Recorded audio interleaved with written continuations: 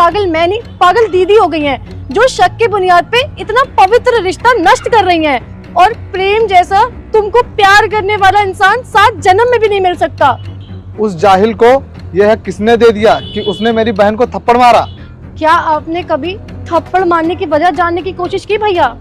जो हुआ बहुत गलत हुआ, लेकिन आपने दीदी की बात तो सुन ली, कम से कम एक बार जीजू की भी तो बात सुन लेते।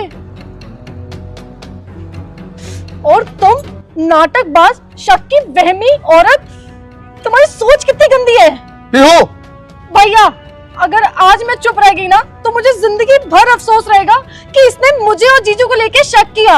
अरे पागल लड़की, तुझे इतनी भी अक्ल नहीं है कि अगर उनको मेरे साथ रंगलियां मनानी होती तो वो दरवाजा क्यों खोल के रखते कि तुम आओ और देखो। अगर जीजू इतने ही गलत होते ना तो बाहर होटलों की कमी नहीं है, वो मुझे कहीं भी ले जा सकते थे, मेरे साथ कुछ भी कर सकते थे। तुम्हें तो कानों कान खबर भी नहीं होती उस चीज की, फिर भी उन्होंने ऐसा कुछ नहीं किया और तुम उन्हीं पे शक कर रही हो।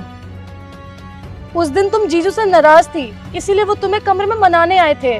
मैं तो अपना चार्जर लेने के लिए गई थी, मैंने तो अंदर से जीजू की बस आवाज सुन ली थी, तो मैंने सोचा क्यों ना थोड़ी सी मस्ती कर लूं उनके साथ, इसलिए मैं कंबल ओढ़ के तुम्हारी जगह सो गई थी।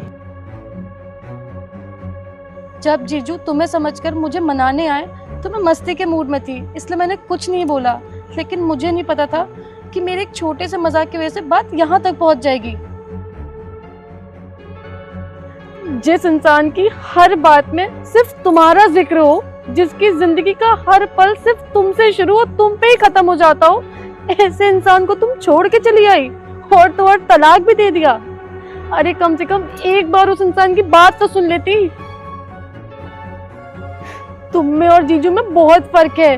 अरे उनकी जिंदगी में अगर तुम नहीं ना तो कोई नहीं, और एक तुम हो, तुम्हारी जिंदगी में अगर वो नहीं तो कोई और सही।